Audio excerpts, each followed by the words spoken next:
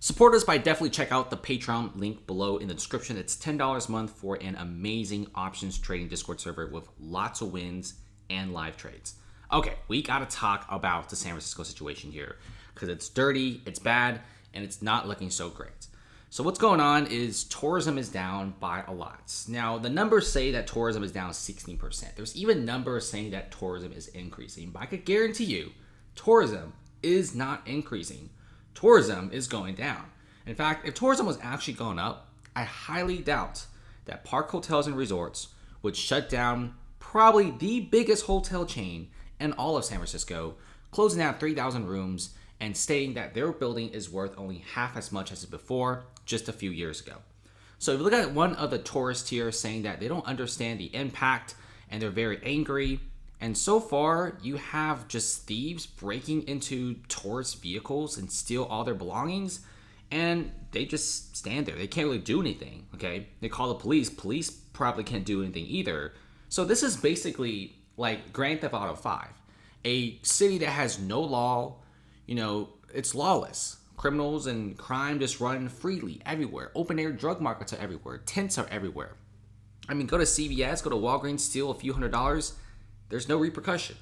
Nothing really happens, okay? It's very different from places like Singapore and the UAE, where if you do a robbery, it's like 6, 7, 8, 9 years in jail. It's crazy. Like, the consequences is very, very high.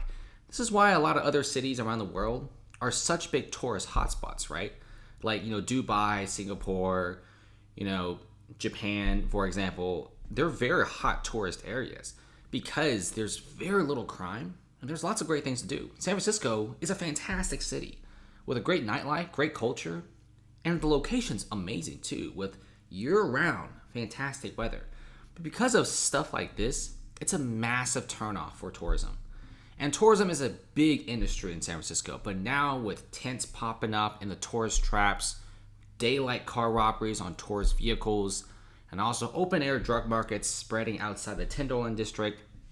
And what's even scary is the city of San Francisco, they're not doing anything about this, which is a scary thing. And look at this. Major hotel chain abandons San Francisco, defaults on a $725 million loan. And they are shutting down almost 3,000 rooms. This is going to be one of the nation's largest hotel chains, and I think they operate the biggest hotel in San Francisco. Comment below if I'm wrong, but 3,000 rooms is very, very big for even the city like New York City or Toronto. So San Francisco of 800,000 people operating a hotel chain of this caliber is something not to laugh at.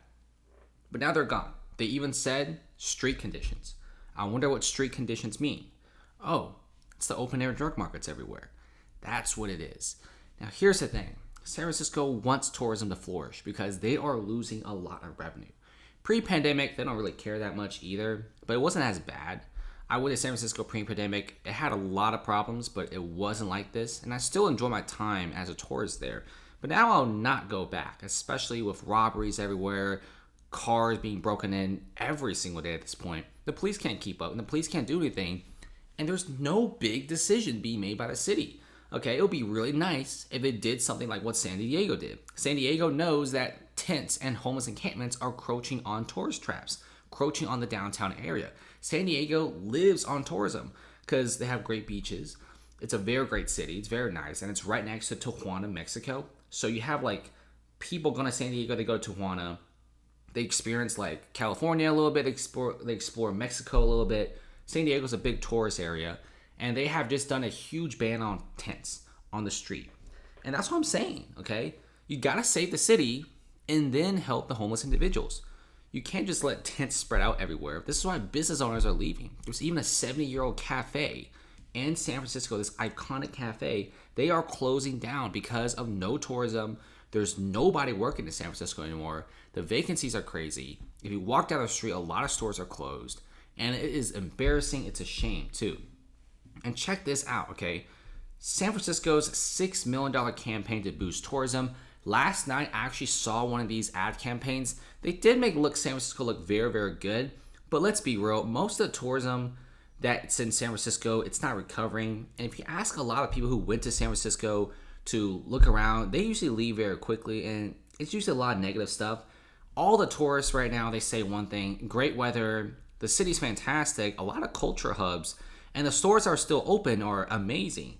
But the downside is there's homeless people everywhere. There's crime is rampant, okay? And you can't really do anything, okay? Car getting broken in, you can't really do anything. Call the police, they'll just file a report, and that's it. Nothing really ever gets done. If you bring a bunch of very expensive stuff to San Francisco, luggage and stuff, be very careful. Even in parking garages, your car will probably get broken in.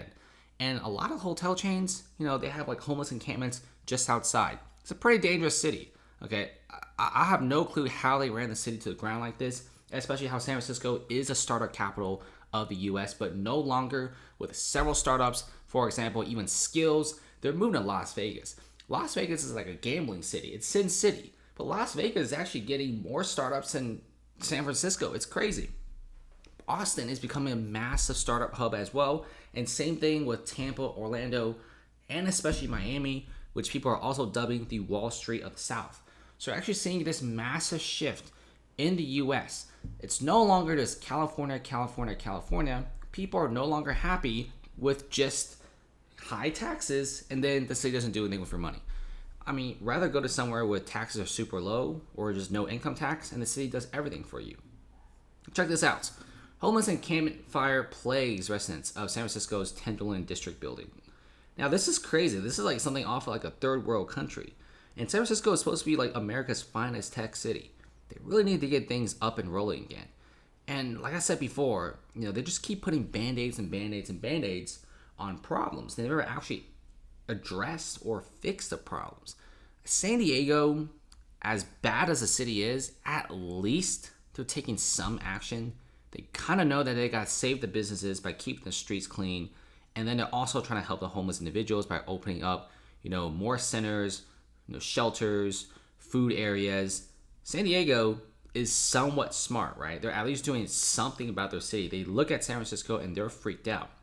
San Francisco is doing basically nothing right now. Sure, the police budget is going up, but it's not going up enough, and nothing's really being done, okay? Tourism is dead. Why would you ever go to San Francisco for tourism when you can have so many other cities, okay?